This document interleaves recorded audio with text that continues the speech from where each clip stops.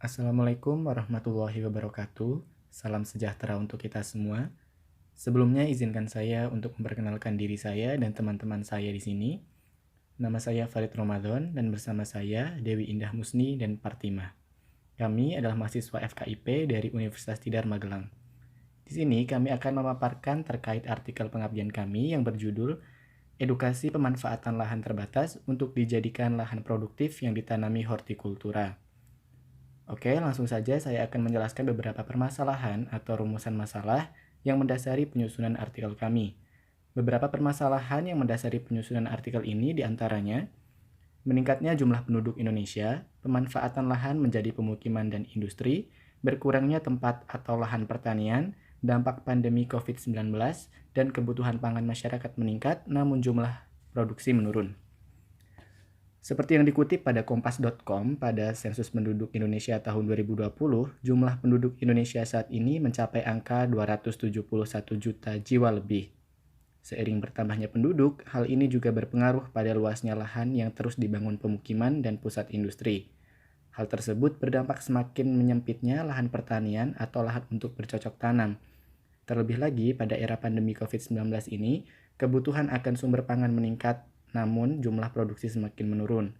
Seperti yang dikatakan oleh Liu pada tahun 2020, menyatakan bahwa perekonomian global menurun hingga angka negatif 2,8%, yang menunjukkan bahwa perekonomian merosot hingga 6% dari sebelumnya.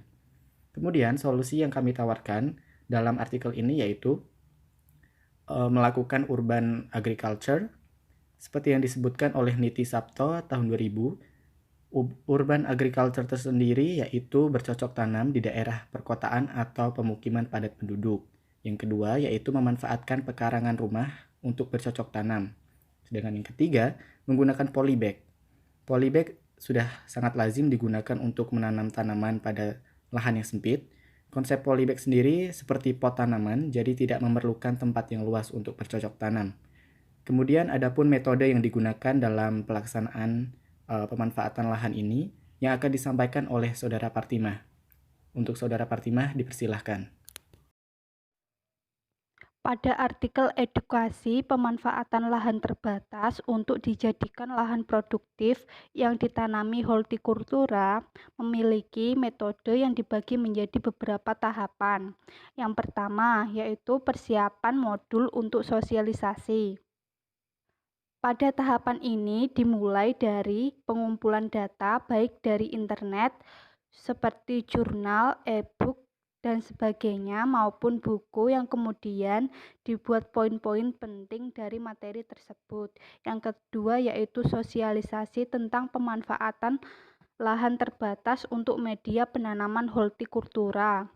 Sosialisasi dilaksanakan secara langsung di rumah salah satu warga, adapun kegiatannya diisi dengan penyampaian materi dari presenter, kemudian diadakan sesi tanya jawab.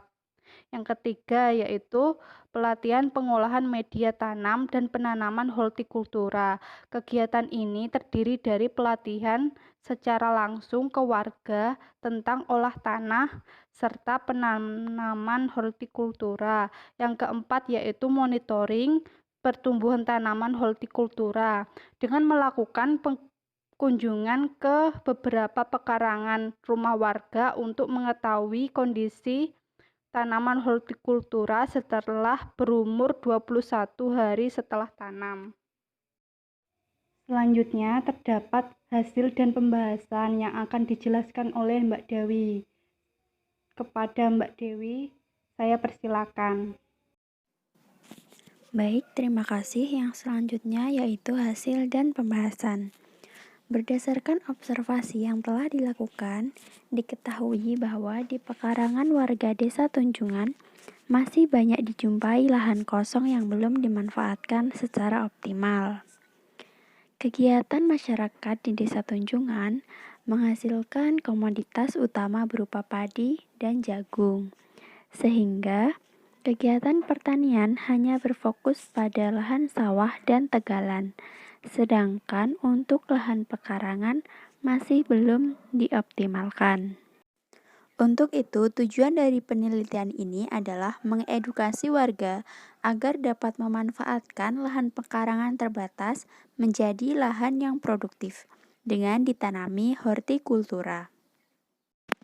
Langkah awal yang dilakukan adalah mempersiapkan modul untuk kegiatan sosialisasi, sehingga dihasilkan modul yang berisi tentang langkah-langkah pengelolaan lahan terbatas menjadi lahan yang produktif. Modul yang dibuat menggunakan bahasa yang sederhana, jelas, dan mudah untuk dipahami. Selanjutnya yaitu kegiatan sosialisasi tentang pemanfaatan lahan terbatas untuk media penanaman hortikultura. Pada kegiatan sosialisasi ini, dijelaskan secara lisan kepada warga tentang langkah-langkah yang dapat dilakukan untuk mengolah lahan terbatas menjadi produktif dengan ditanami hortikultura. Dimulai dari cara pemilihan bibit tanaman yang unggul, pengolahan media tanam, proses penanaman, pemeliharaan, dan saat panen serta pasca panen. Selain itu, dijelaskan pula manfaat-manfaat dari tanaman hortikultura yang dapat dijadikan sebagai sumber buah, sayuran, bumbu dapur, dan jamu. Kegiatan ini diikuti oleh 15 warga Dukuh Greneng, Desa Tunjungan. Waktu pelaksanaan kegiatan yaitu pada sore hari karena menyesuaikan dengan aktivitas para petani di Dukuh Greneng tersebut. Melalui kegiatan sosialisasi ini, warga mendapat pengetahuan baru tentang pengelolaan lahan terbatas menjadi lahan produktif dengan langkah-langkah yang tepat. Adanya lahan pekarangan yang berlokasi di sekitar rumah dapat dimanfaatkan menjadi lahan hortikultura yang dapat bermanfaat di masa pandemi COVID-19 seperti saat ini. Selanjutnya adalah pelatihan pengolahan media tanam.